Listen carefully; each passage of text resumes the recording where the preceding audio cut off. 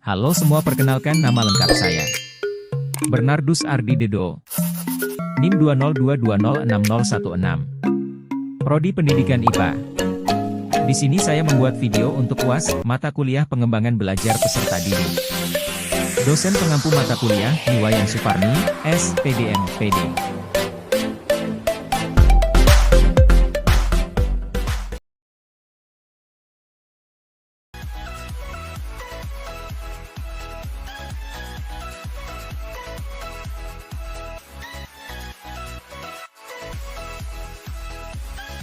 Karakteristik individu dalam pertumbuhan dan perkembangan belajar peserta didik mencakup bakat, minat, kecerdasan, dan gaya belajar.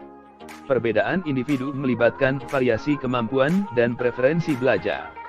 Studi kasus dapat diambil dari kehidupan sehari-hari, seperti seorang siswa yang lebih responsif terhadap metode visual dalam pembelajaran matematika.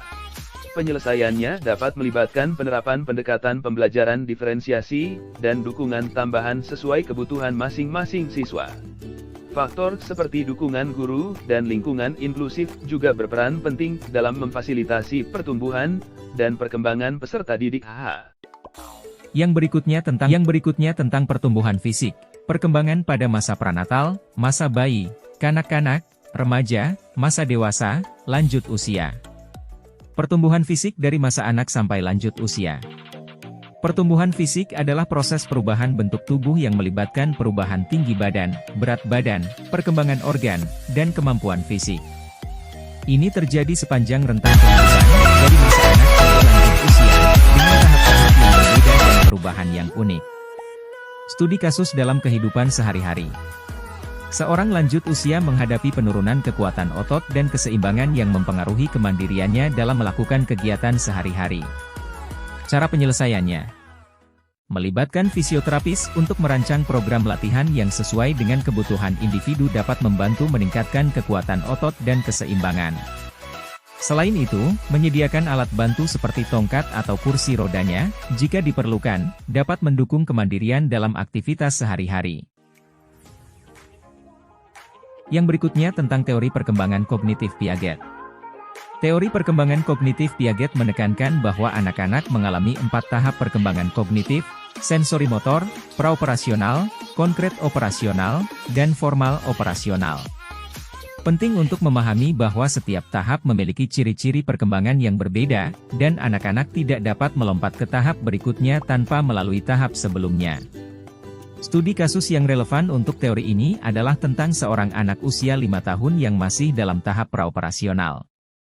Anak ini mungkin sulit memahami perspektif orang lain dan cenderung berfokus pada pandangan sendiri.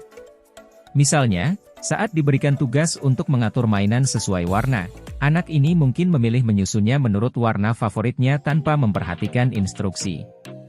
Penyelesaian studi kasus ini melibatkan intervensi pendidikan yang memahami tingkat perkembangan anak. Guru atau orang tua dapat menggunakan pendekatan pembelajaran yang membangun pada cara anak berpikir, seperti memanfaatkan pengalaman nyata dan visualisasi untuk membantu mereka memahami perspektif orang lain serta konsep warna secara lebih abstrak. Yang berikutnya tentang teori perkembangan sosial dan kepribadian dari Erikson. Erik Erikson mengusulkan 8 tahap perkembangan sepanjang hidup, berfokus pada konflik atau tugas perkembangan khas pada setiap tahap. Ruang lingkup tahap perkembangan. 1. Bayi, 0-1 tahun, kepercayaan versus ketidakpercayaan. 2. Balita awal, 1-3 tahun, otonomi versus keraguan. 3. Usia prasekolah, 3-6 tahun, inisiatif versus rasa bersalah. 4. Usia sekolah, Juni 12 tahun, usaha untuk kompetensi versus rasa inferioritas. 5. Remaja, Desember 18 tahun, identitas versus konfusi peran. 6. Dewasa awal, 19-40 tahun, intimasi versus isolasi. 7. Dewasa pertengahan, 40-65 tahun, produktivitas versus stagnasi. 8. Lansia, 65 tahun ke atas, integrasi versus putus asa. Studi kasus dalam kehidupan sehari-hari mungkin melibatkan seseorang yang berada pada tahap konflik antara intimitas dan isolasi, seperti dalam hubungan percintaan. Contohnya, seseorang yang mengalami kesulitan membangun koneksi emosional dengan pasangan dapat merasa terisolasi secara sosial. Cara mengatasinya melibatkan komunikasi terbuka dengan pasangan untuk memahami perasaan dan harapan masing-masing. Pengembangan kepercayaan diri juga penting, mendorong ekspresi diri tanpa takut untuk terlibat secara emosional. Terlibat dalam kegiatan sosial dan mendukung kemandirian diri juga dapat membantu individu mencapai keseimbangan yang sehat antara kedekatan interpersonal dan otonomi pribadi.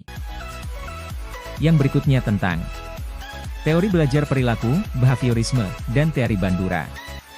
Erik Erikson mengusulkan 8 tahap perkembangan sepanjang hidup, berfokus pada konflik atau tugas perkembangan khas pada setiap tahap.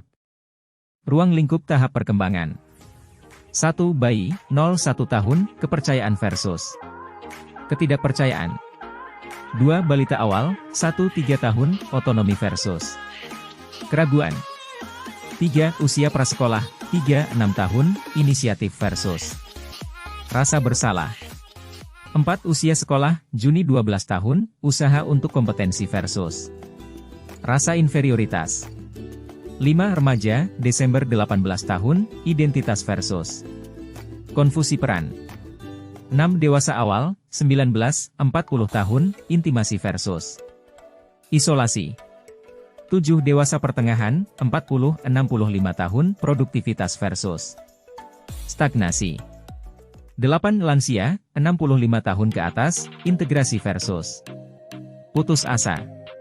Studi kasus dalam kehidupan sehari-hari mungkin melibatkan seseorang yang berada pada tahap konflik antara intimitas dan isolasi, seperti dalam hubungan percintaan. Contohnya, seseorang yang mengalami kesulitan membangun koneksi emosional dengan pasangan dapat merasa terisolasi secara sosial. Cara mengatasinya melibatkan komunikasi terbuka dengan pasangan untuk memahami perasaan dan harapan masing-masing. Pengembangan kepercayaan diri juga penting, mendorong ekspresi diri tanpa takut untuk terlibat secara emosional. Terlibat dalam kegiatan sosial dan mendukung kemandirian diri juga dapat membantu individu mencapai keseimbangan yang sehat antara kedekatan interpersonal dan otonomi pribadi. Yang berikutnya tentang teori belajar kognitif dan konstruktivisme. Teori belajar kognitif. Teori ini menekankan peran pemahaman, interpretasi, dan penyimpanan informasi dalam pembelajaran. Fokus pada proses mental seperti persepsi, pemecahan masalah, dan pengambilan keputusan. Teori konstruktivisme menyoroti bahwa pembelajaran melibatkan konstruksi pengetahuan oleh individu melalui interaksi dengan informasi dan pengalaman. Pembelajaran dipandang sebagai proses aktif untuk membangun pemahaman baru berdasarkan pengetahuan sebelumnya. Studi kasus dalam kehidupan sehari-hari. Seorang siswa kesulitan memahami konsep matematika, seperti persamaan aljabar. Cara penyelesaiannya. Menggunakan pendekatan belajar kognitif, guru dapat menyediakan contoh konkret dan mengaitkan konsep matematika dengan situasi dunia nyata. Dalam konteks konstruktivisme, siswa diberi kesempatan untuk membangun pemahaman mereka sendiri melalui diskusi kelompok, eksperimen, dan proyek kreatif yang mendorong penerapan konsep secara praktis. Dengan cara ini, siswa dapat memahami dan menginternalisasi konsep matematika dengan lebih baik. Selanjutnya tentang teori belajar person-centered Rogers. Teori belajar person-centered Rogers. Teori ini dikembangkan oleh Carl Rogers dan menekankan pentingnya pengalaman individual, penerimaan diri, dan empati dalam proses pembelajaran. Fokus pada penciptaan lingkungan yang mendukung pertumbuhan dan perkembangan pribadi. Studi kasus dalam kehidupan sehari-hari. Seorang siswa mengalami kecemasan sosial di sekolah, merasa sulit untuk berinteraksi dengan teman sekelas. Cara penyelesaiannya. Dalam pendekatan Rogers, guru dan konselor dapat menciptakan lingkungan yang mendukung, terbuka, dan penerimaan terhadap perasaan dan pengalaman siswa. Mendengarkan dengan empati, memberikan dukungan positif, dan memotivasi siswa untuk mengungkapkan diri secara lebih bebas dapat membantu mengatasi kecemasan sosial. Pemberian ruang bagi ekspresi diri tanpa hukuman atau penilaian negatif dapat membantu siswa merasa lebih diterima dan membangun kepercayaan diri dalam interaksi sosial.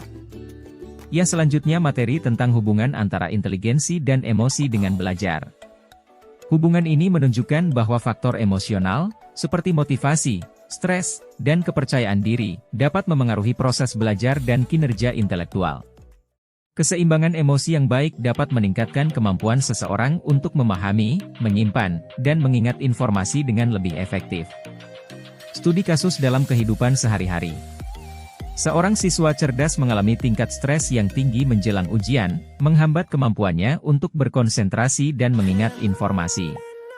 Cara penyelesaiannya: membangun kesadaran emosional dan strategi manajemen stres seperti teknik pernapasan atau relaksasi dapat membantu siswa mengatasi stres. Memberikan dukungan emosional, mendorong motivasi intrinsik, dan menciptakan lingkungan belajar yang positif dapat meningkatkan keseimbangan emosi, sehingga memfasilitasi proses belajar dan meningkatkan kinerja intelektual. Berikutnya materi tentang hubungan antara konsep diri dengan motivasi belajar. Hubungan antara konsep diri dengan motivasi belajar. Hubungan ini menekankan bahwa persepsi seseorang terhadap diri sendiri, atau konsep diri, dapat mempengaruhi tingkat motivasi dalam proses belajar. Konsep diri yang positif dapat meningkatkan motivasi, sementara konsep diri negatif dapat menjadi hambatan. Studi kasus dalam kehidupan sehari-hari. Seorang siswa memiliki konsep diri yang rendah, merasa bahwa ia tidak mampu untuk menguasai mata pelajaran tertentu. Cara penyelesaiannya: membangun konsep diri yang positif melibatkan memberikan dukungan positif dan mengakui prestasi siswa, bahkan yang kecil.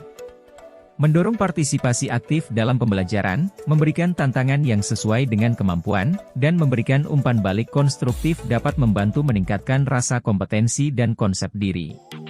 Dengan cara ini, motivasi belajar siswa dapat ditingkatkan, membantu mereka mengatasi hambatan dan mencapai pencapaian yang lebih baik. Selanjut materi tentang keberbakatan, anak berbakat dan pendidikannya. Keberbakatan, anak berbakat, dan pendidikan. Penting untuk memahami bahwa keberbakatan mencakup potensi luar biasa dalam berbagai bidang, dan pendidikan anak berbakat harus menyesuaikan diri dengan kebutuhan dan minat individu mereka. Pendidikan keberbakatan menekankan pengembangan potensi maksimal, pemberian tantangan yang sesuai, dan dukungan untuk pertumbuhan kreatif. Studi kasus dalam kehidupan sehari-hari. Seorang anak menunjukkan bakat luar biasa dalam seni visual, tetapi kurang mendapatkan pengakuan atau dukungan di lingkungan sekolahnya yang lebih fokus pada pencapaian akademis standar. Cara penyelesaiannya: pendidik dapat menciptakan program tambahan atau kelas seni yang menantang untuk memenuhi kebutuhan anak berbakat ini. Memberikan pengakuan dan dorongan positif pada keberbakatannya akan meningkatkan motivasinya. Dengan cara ini, pendidikan anak berbakat tidak hanya mendukung keunggulan akademis tetapi juga menghargai keberbakatan individual di bidang non-akademis, seperti seni, dan membantu mereka berkembang secara holistik. Selanjutnya materi tentang kesulitan belajar konsep dasar, gejala dan efek sosial psikologis. Kesulitan belajar, konsep dasar, gejala, dan efek sosial psikologis. Kesulitan belajar melibatkan hambatan dalam memahami, menyimpan, dan menggunakan informasi, memengaruhi kinerja akademis. Gejala bisa melibatkan kesulitan membaca, menulis, atau memahami konsep matematika. Efek sosial psikologisnya melibatkan dampak emosional dan persepsi diri yang dapat mempengaruhi hubungan sosial dan kepercayaan diri. Studi kasus dalam kehidupan sehari-hari. Seorang siswa menunjukkan kesulitan belajar dalam membaca, yang menyebabkan frustrasi dan rasa rendah diri. Cara penyelesaiannya: guru dan spesialis pendidikan dapat menyediakan pendekatan pembelajaran yang disesuaikan dengan kebutuhan siswa, seperti bimbingan individual atau penggunaan metode pembelajaran alternatif. Pemberian dukungan emosional, penekanan pada keberhasilan, dan penciptaan lingkungan yang mendukung dapat membantu siswa mengatasi dampak psikologis dan meningkatkan kepercayaan diri mereka dalam mengatasi kesulitan belajar. Yang terakhir materi tentang permasalahan, problem stres sekolah dan kesulitan belajar. Permasalahan dalam pendidikan terkait stres sekolah dan kesulitan belajar. Proses pendidikan dapat menghadapi tantangan seperti stres sekolah dan kesulitan belajar yang dapat memengaruhi perkembangan peserta didik. Stres sekolah mungkin timbul dari tuntutan akademis, sosial, atau lingkungan, sedangkan kesulitan belajar dapat melibatkan hambatan dalam pemahaman dan penerapan materi pelajaran. Studi kasus dalam kehidupan sehari-hari. Seorang siswa mengalami stres sekolah akibat tuntutan kurikulum yang ketat, dan muncul kesulitan belajar dalam memahami pelajaran matematika. Cara penyelesaiannya: melibatkan guru, orang tua, dan spesialis pendidikan dalam mendukung siswa. Menerapkan pendekatan belajar yang disesuaikan, memberikan bantuan tambahan, dan menciptakan lingkungan belajar yang positif dapat membantu mengatasi kesulitan belajar. Selain itu, membimbing siswa dalam manajemen stres, memberikan dukungan emosional, dan berkomunikasi terbuka dapat mengurangi stres sekolah dan menciptakan kondisi yang mendukung perkembangan holistik peserta didik.